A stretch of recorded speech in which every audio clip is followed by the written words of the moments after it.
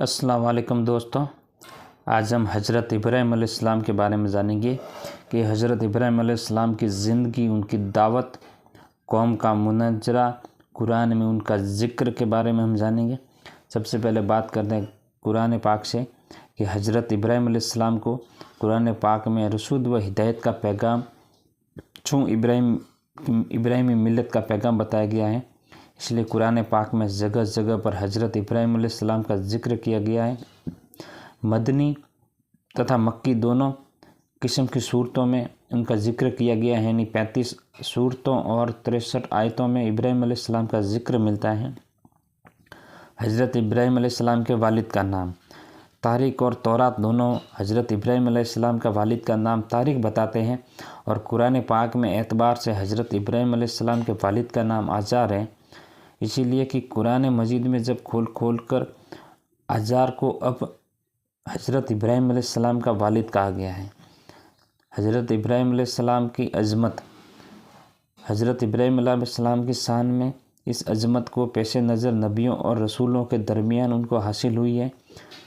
कुरान मजीद में वाक़ियात हैं कि अलग अलग असलूब के साथ अलग अलग बयान किया गया है।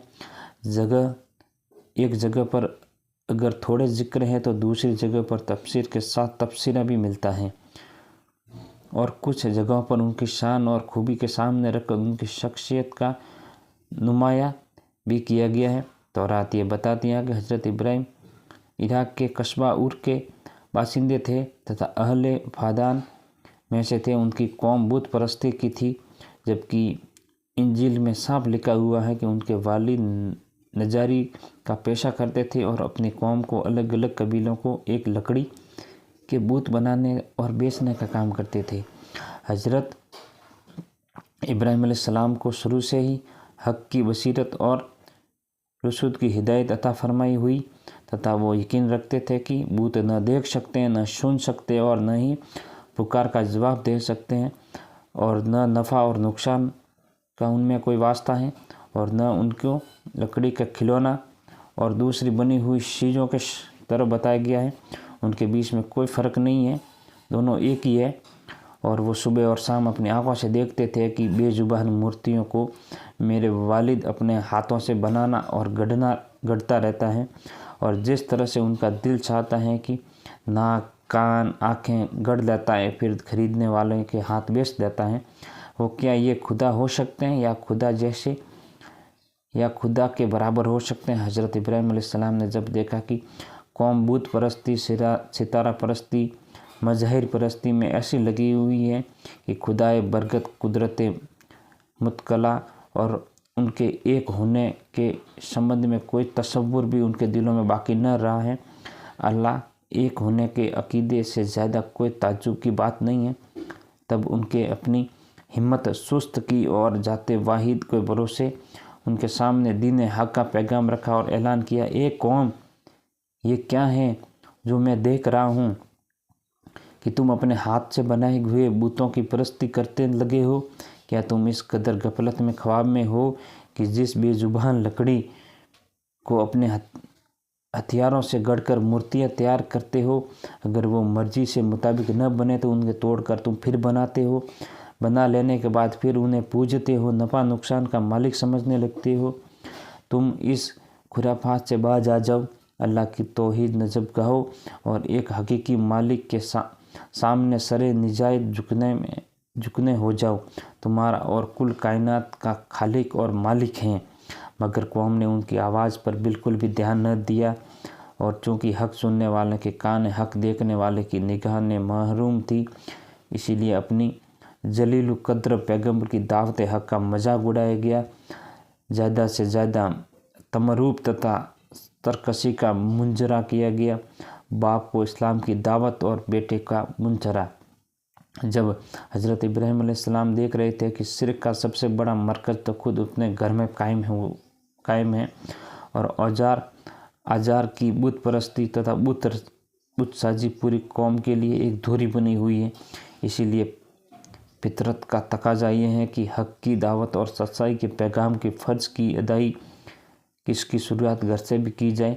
इसीलिए हज़रत इब्राहीम अलैहिस्सलाम ने सबसे पहले अपने वालिद आजार को मुताखब किया और फरमाया कि ए बाप, खुदा परस्ती और मार्फत इलाही के लिए जो रास्ता तूने अपनाया है, जिसे आप बाप दादा का पुराना रास्ता बताते हो, ये गुमराही तथा बातिल परस्ती का रास्ता है, और सीधा रास्ता राय हक है, वह सिर्फ वही है जो दावत दे रहा हूँ। ये बाप, तौहीद की नजात का सरसमा है, न कि तेरे हाथ में बनाए गए बुतों की पूजा और इबादत। इस राह को छोड़ हक की तौहीद रास्ते को मजबूती के साथ अख्तियार कर, ताकि तुझको अल्लाह की रजा और दुनिया की आखिरत की सदाहत हासिल हो। मगर अफसोस कि आजार के हज़रत इब्राहीम अलैहिस्सलाम की नसीहत का बिल्कुल कोई असर नहीं हुआ, बल्कि हक कबूल करने की बजाय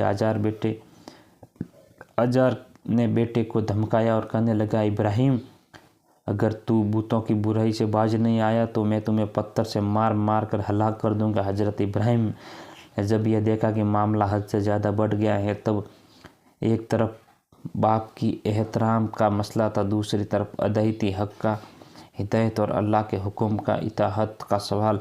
तो उन्होंने सोचा कि आखिर वही किया जाए जो ऊंचे इंसान और अल्लाह की जलील कद्र पैगम्बर ने साहिना एहसान। उन्होंने बाप की शक्ति का जवाब सख्ती से नहीं दिया, बल्कि हकीर समझने और जलील करने के रवैया नहीं बरता, बल्कि उन्होंने लुत्फ़ और करम और अच्छे अखलाक के साथ जवाब दिया, ए बाप, अगर मेरी बात का जवाब है तो आज मेरा तेरा सलाम। मैं अल्लाह के सच्चे दीन और उनके पैगाम हक को नहीं छोड़ सकता, किसी हाल में बुतों परस्ती नहीं कर सकता। मैं आज तुम्हें जुदा होता हूँ, मगर गाहिबाना बारगाह इलाही में बख्शिश तलब करता रहूँगा, ताकि तुम्हें हिदायत नसीब हो, तो अल्लाह के अजाब से नजात पा जाए। कौम को इस्लाम की दावत और उनसे मुंचरा। बाप और बेटे के दरमियान जब मेल की कोई शक्ल न बनी, तो आजार ने किसी तरह से इब्राहीम की रसूद व हिदायत को कबूल न किया। तो हज़रत इब्राहीम अलैहिस्सलाम आजार जुदाई के अख्तियार कर ली और अपने हक की दावत को, विलायत के पैगाम को फैला दिया। और अब वह सिर्फ आजार की मुखातब न रहा, बल्कि पूरी कौम का मुखातब बना। मगर कौम अपने बाप दादा के दीन को कब छोड़ने वाली थी? उन्होंने इब्राहीम को एक न सुनी हक की दावत के सामने उन्होंने बातिल माबूदे की तरह गूंगे, अंधे और बहरे बन गए थे। जब इब्राहीम ने ज़्यादा जोर देकर पूछा कि ये तो बतलाओ कि नज़दीक की तुम पूजा करते हो, ये तुम्हें किसी किस्म का कोई नफ़ा या नुकसान पहुंचाते हैं? कहने लगे, इन बूतों को झगड़े से हम पढ़ना नहीं चाहते, हम तो ये जानते हैं कि हमारे बाप दादा यही करते थे और हम भी यही करेंगे।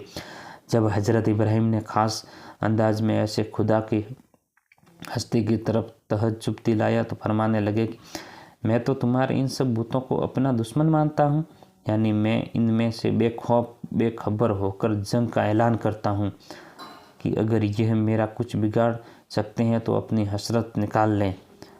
अलबत्ता मैं इन हस्ती पर अपना मालिक समझता हूँ।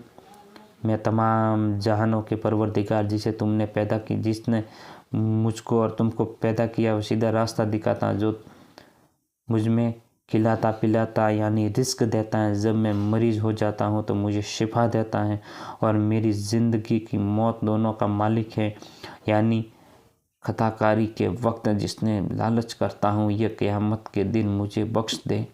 मैं उनके हुजूर में ये दुआ करता हूँ कि ए परवरदिगार, तू मुझको यही फ़ैसला की ताकत अता फरमा कि तुम के नेकों में मुझे दाखिल कर और उनकी ज़ुबान की सच्चाई अता कर।